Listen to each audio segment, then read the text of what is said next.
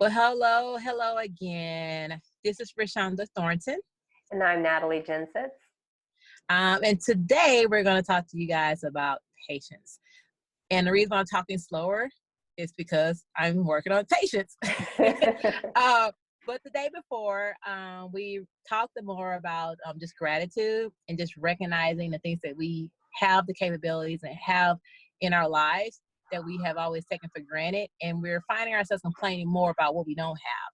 So turning your complaints into thanks is really where we want to start looking at this and be more grateful. So again, as always, take a look at our previous, it was date 8 of our 10-minute talk. And we really have some great information on there that we even just kind of learned about ourselves, but we definitely want to make sure that you guys are in the loop of our conversations because this is some good stuff that it helps that we all can share together during these times. So this is a great segue into what patience is.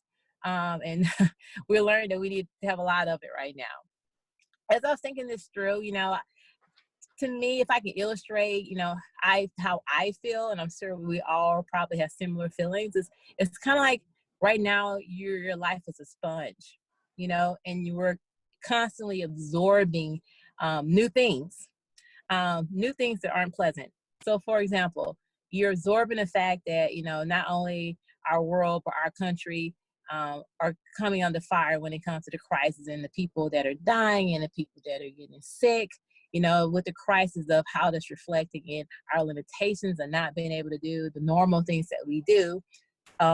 Absorbing that our kids are not going to be getting education at the height, at the level, at the consistency they've been getting. Absorbing the fact that, we can do simple things like go out, to a baseball game and go listen to live music. Absorbing the fact that at some point, we got to think about economics and, how are we going to be able to afford some of these things. So we are just continually absorbing all of this negative, this, not I don't say negative, but life-changing events. So when a sponge absorbs so much, at some point it's going to leak. And that leak can be reflected in frustration, irritation, being irritant. And all of that is just falls in line with you losing. Sometimes we find ourselves losing patience. So you may find that you're snapping more, a little bit more short tempered with your spouse, more, smart remarks. You find yourself rolling your eyes every time your kids call your name. You just find like other areas that you typically is not a big deal has really kind of gotten under your skin. So the biggest question is you're seeing that there's leaks that's happening from this sponge, and what do you do about it? So that's the thing that I've been struggling with. I hear you, Rashonda. I am not typically a patient person, just in general. So it's definitely been challenging for me to go through the different changes. In fact, when we talked about doing this, I wanted to look up the definition of patience because, I get frustrated about things. I get irritated about things. And I'm like, is this the same as impatient or is it different? So I took a minute to look up the definition of patience. And it is accepting or tolerating delay, suffering, or trouble without getting angry or upset. So I'm thinking, okay, what do I do with that? So guess what? One of my thoughts is to do for this. It involves writing. Are you surprised about that? Big surprise. Yeah. But make a list of things that I feel impatient about, that I do get angry or upset about when they're delayed or challenged. And look at that list and tell myself, can I control this thing? Can I remove it from my daily practices somehow? If it's like too much social media that is making me feel edgy, like I'm not doing enough or whatever, maybe I should remove it. And if it is something I cannot remove, then maybe I practice being patient at it. And instead of doing the eye roll when my kids are asking me something else or saying, mom, mom, mom, mom, and letting out the big sigh, maybe I practice containing that, holding my normal eye contact instead of rolling. And just like it's a muscle memory thing, like working out, the more you practice doing it a better way, the more natural that becomes. And then you're eventually your sponge is going to be a little more resilient and not absorb some of those things that otherwise you are right now. You know, it takes a little practice.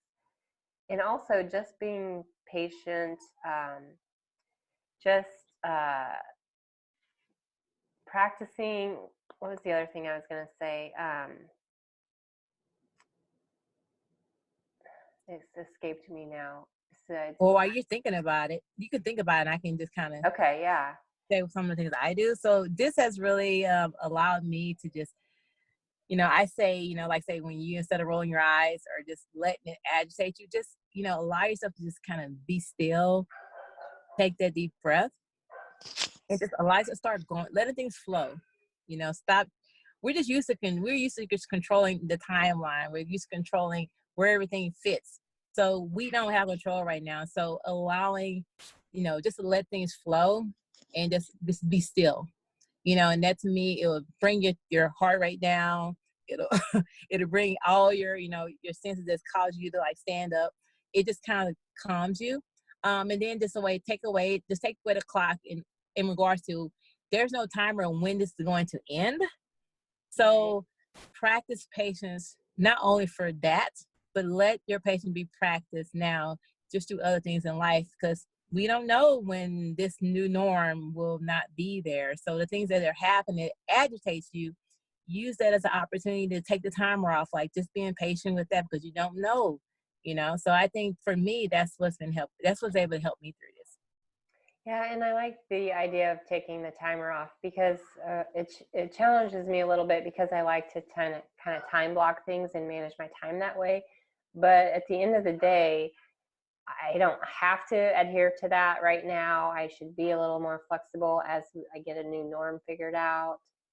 And it's just, it kind of helps me to not lean too much onto that, oh, April 30th, we're going to be home free, because that's not a reality yet. And we don't know that that's going to be the case. They might extend it. So I might as well get comfortable, find a new comfort in what we're doing now. And if it ends up being the 30th, then great. But if it's not, then I don't want to set myself up to be angry on April 29th when they change their mind or whatever, Yeah. So, yeah. And you mentioned something about detachment, like not being attached to that certain expectation, because you're setting yourself up for the disappointment if it doesn't come through. So it's one of those things that we don't have control over. So why attach to it? You're setting yourself up for, possible disappointment. So I think that's a big distinction that can help. Yeah. Mm-hmm. And the other thing, I was mentioning was just to be patient, make yourself be patient at times, like even when you don't need to be, like, oh, I'm going to send this email right now. Wait, do I need to send it right now? Do I have to answer this person right now? I want to get it off my to-do list and feel like I can, rest easier, but do I have to? No. So sometimes I'll wait and do it toward the end of the day. And a lot of the times I'll look at what I was writing and be, okay, yeah, I don't need to write all that, or I don't, I couldn't change my tune anyway. I'm in a better mood now anyway. So yeah, it's helpful in that aspect too, to take a little breather. Nice. No, those are great examples. In multiple ways we can practice patience. So, yeah. So guys, again, we are everything that we're preaching, we're working into practicing into our lives, because it's a new world right now. And with anything new, you adapt and you adjust. So how can you do it as successfully as you can? And so when this does come closer to an end, we're still in the same positive mindset. We're still able to just kind of roll right out of it and still be even kiltered and still have keeping a positive energy and keeping ourselves healthy mentally and emotionally. So hope that you guys, some of this resonated to you. Yeah. And be patient as you work on your patience. Yeah. It's a new thing. So as we're working through this with you, because we're all in this together. So we hope that, today is a good day for you, as it was yesterday. And there's unexpected things going to happen, but take a deep breath, be patient with it. And tomorrow is Friday.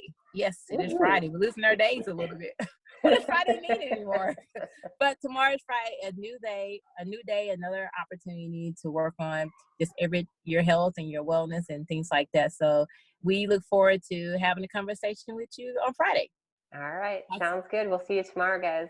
Yep. Talk soon. Bye-bye. Bye.